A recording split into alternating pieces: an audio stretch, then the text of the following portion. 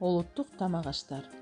Башка элдер сыяктуу кыргыз элинин да муундан муунга өтүп сакталып келген элдик тамак аш өнөрү бар.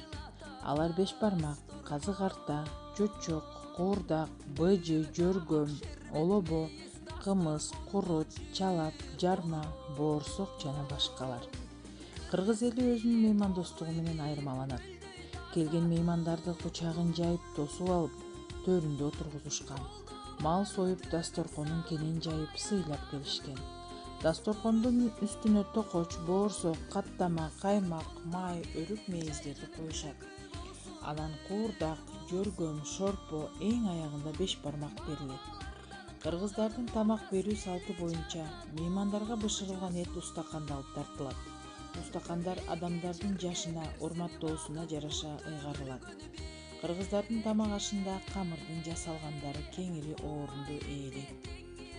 Алардын ичинен эң көп жасалганы боорсок менен тандыр нан.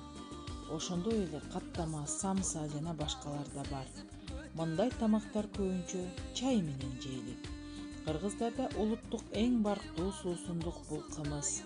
Кымыздын дарылык касиети күчтүү экендиги белгилүү.